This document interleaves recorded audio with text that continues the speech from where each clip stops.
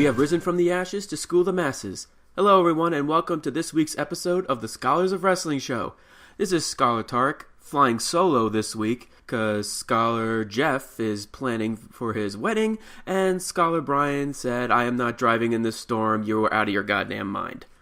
So, excuse me, I'm sorry, I'm just recovering from a little cold, so my voice isn't exactly 100% this week. But it's Clash of Champions weekend, and we got a pay-per-view to predict. So, excuse me. So I'm going to just go ahead and dive right into it and give the predictions, starting with the pre-show, the kickoff match with Mojo Rawley versus Zack Ryder. And I like what they're doing video packaging-wise with this one. I'm a little surprised, to say the least, of the fact that they weren't on the go-home show. It's obvious that they're going to be pushing Mojo Rawley with this heel turn, so I'm going to go Mojo Rawley for the win. Pretty much everything he's saying is true. Zack Ryder is kind of dead weight at this point. Not even just for Mojo Rawley, for all of WWE. I'm sorry, I was a big fan of the guy, not anymore. I don't know if that's just because that's how Vince planned it. Oh, we're just going to make this guy lose and lose constantly. But when he was the big deal, when it's Z True Long Island Story, he still was kind of not main event level, or not. I wouldn't say main event level, just being an actual draw. At least not in Vince's eyes. And I guess I'm kind of being brainwashed into this. Kind of a hypocritical thing for me to say, since last week I was calling Scholar Brian out on the fact that he was slowly turning on Finn Balor, and although he denies it, I'm still calling him out on that. He's slowly turning on Finn Balor. But that's Raw. This is a SmackDown Live event. Yeah, Mojo Rawley is going to take the win on this one. It'll probably be a good 7 to 10 minute match. Nothing big's going to come out of it other than hopefully Mojo Rawley looking strong. And it's so funny that I say that because another sort of hypocrisy on my end, how I was completely all over how much I didn't like Mojo, because it was probably because of how he was being pushed as kind of like another version of Zack Ryder. Hopefully this heel turn gives him something completely different. He's not just a evil hype bro, if you will. Well, I guess that's all I can really say about the kickoff match. Mojo for the win.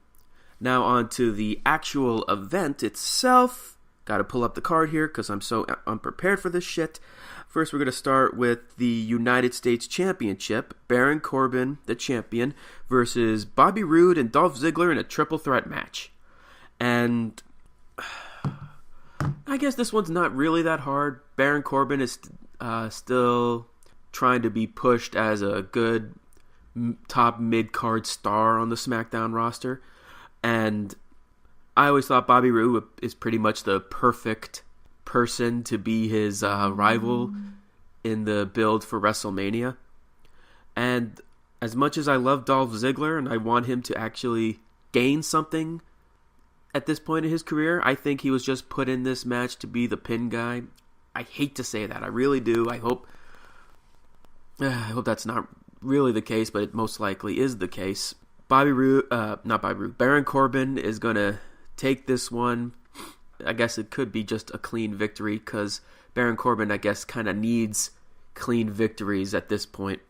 Yeah, Dolph's just going to take the pin and they're going to start building up to Baron Corbin and Bobby Roode for WrestleMania. Alright, next up, we're going to go in a non-title match for Clash of Champions, go figure, with Breezango versus the Bludgeon Brothers in a tag team match. Clear as day who's going to win this one. Ooh, excuse me. The Bludgeon Brothers are being pushed to the stars and beyond with their repackaging. I love it. I love what they're doing with Harper and Rowan. I don't think it's going to be a complete squash, but who am I kidding? It probably will be a complete squash. Just to have them continue rising in the ranks of the tag team division on SmackDown. So yeah, Bludgeon Brothers taking this one hands down. Alright, back to a title match. We're going to go with the Fatal 4-Way tag team match for the team championships, which the defending Usos will face against the New Day, Shelton Benjamin and Chad Gable, or as I like to call American Beta. Well, I guess that's what a lot of people like to call him, but moving on. And Rusev and Aiden English.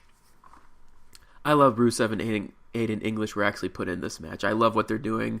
I love that every day is Rusev Day. Hopefully this actually gets him in a better position than he was the past year. This is actually the hardest match for me when I was coming down with these predictions, because it's actually really just down to two choices. The New Day don't really need it right now. They're good on their own. And Rusev and Aiden English, I believe, back to the Dolph Ziggler argument, that they're just put in there to be the fall guys. Excuse me again. So it's a toss-up between Shelton Benjamin and Chad Gable and the Usos.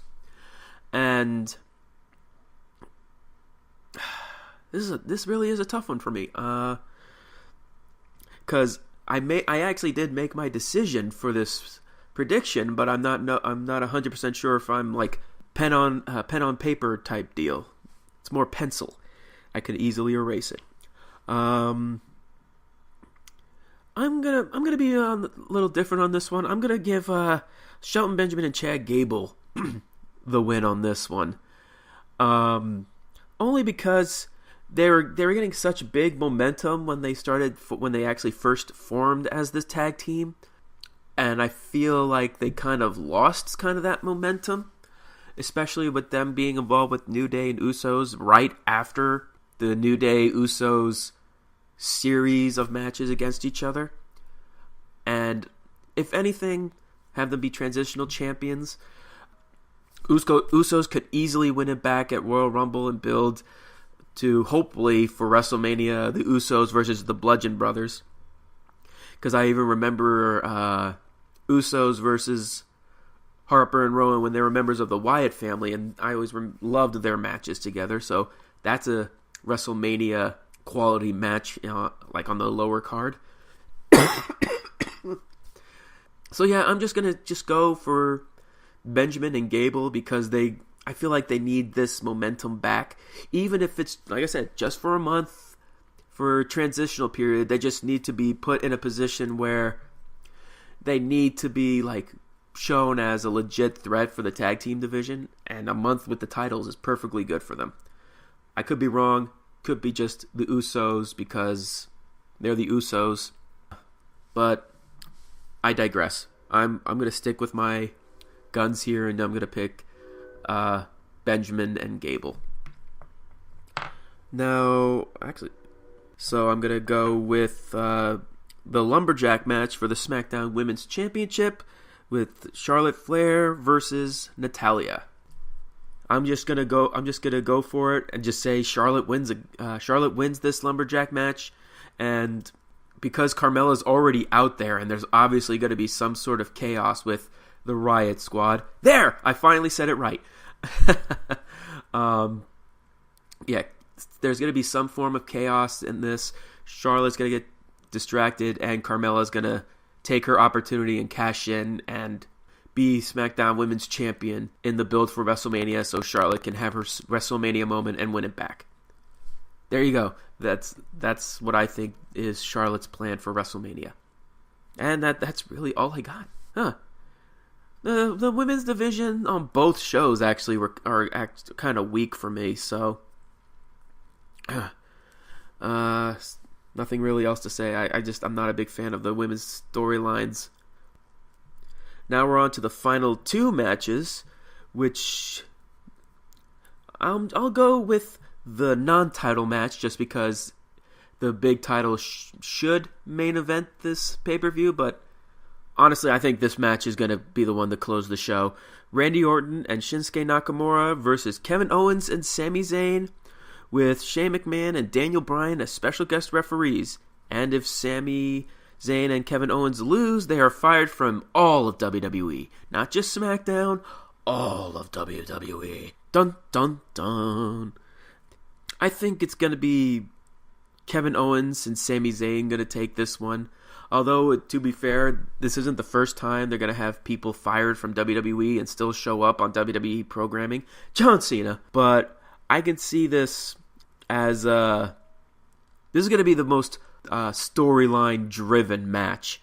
It's going to be great wrestling, but it's going to be more storyline-driven, especially with Shane McMahon and Daniel Bryan. People are thinking, oh, Daniel Bryan put himself in. He's going to turn heel. He's going to cost Orton and Nakamura. He's going to help Owens and Sami Zayn. For me, I actually don't think that's going to happen. If there is any authority figure that's going to be turning heel at this point, excuse me, let me get some power that is the clear liquid. My bet is on Shane McMahon doing some heel tactics to try and get Sami Zayn and Kevin Owens to lose. But Daniel Bryan's being the straight man. He's like, what are you doing? You got to give them a fair chance. And Shane making this a personal vendetta because he's a McMahon, damn it. And I could just see him using that McMahon-ism to go do whatever it takes to take down his enemy. Like father, like son, I guess. And they can have Kevin Owens and Sami Zayn use the McMahon-isms to their advantage. Maybe egg Shane on to get him angry. Daniel Bryan will try and hold him back. Shane's getting angry, pushes Daniel aside, and Randy Orton might go for an attack on Kevin Owens. Kevin Owens moves out of the way, accidentally knocks out Shane. Randy Orton's like, oh my god, what have I done? And Kevin Owens just turns him around to running powerbomb, and Daniel will have no choice and just count 1, 2, 3. And that's how Kevin Owens and Sami Zayn will win this. That's what I think will happen. Or no matter what that particular story outcome will be, Kevin Owens and Sami Zayn will be the ones stealing the win. Well, not stealing the win and proving themselves to be the best tag team in all of SmackDown. At least that's what they'll claim. That's what they're already claiming. And finally, we got the WWE Championship match. AJ Styles versus Jinder Mahal. I want AJ Styles to win. I'm picking AJ Styles.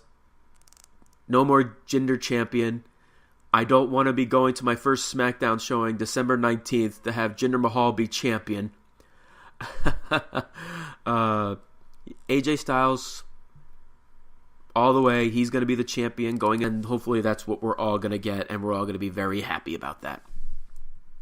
So there you have it. Those are my predictions for Clash of Champions, the final pay-per-view of 2017, and hopefully it'll be a very good one. I really wasn't that intrigued at first, but with the matches, all the matches officially announced, I'm intrigued. I'm intrigued of what they're going to do. And if you're wondering what Scholar Jeff and Scholar Brian's predictions will be, they'll be posted on our Scholars of Wrestling Facebook page. I guess I'm just really saying that so you people can be like, oh, I'm intrigued. Let's go to the Scholars of Wrestling page and, follow their page. Cheap plug. And those are my predictions. And now it's time to hear what you, the audience, think. What are your predictions for the WWE Clash of Champions network event? I can't say pay-per-view event because it's not on pay-per-view. The network event. Will AJ Styles be WWE Champion going into WrestleMania? Will Kevin Owens and Sami Zayn still have their jobs? If you like what you hear, like this video, subscribe to our channel, and be sure to follow us on our Twitter machines. The show itself, at ScholarsOW. You can follow me at The Avataric. You can follow Scholar Jeff at I'm Robbie Rage. And you can follow Scholar Brian at Atomic Beanpole. And follow us on Facebook. Already did that. And thank you all for listening. Enjoy Clash of Champions. This is Scholar Tarek saying that we are the Scholars of Wrestling. And you have just been schooled. You're welcome. Have a good weekend, everyone.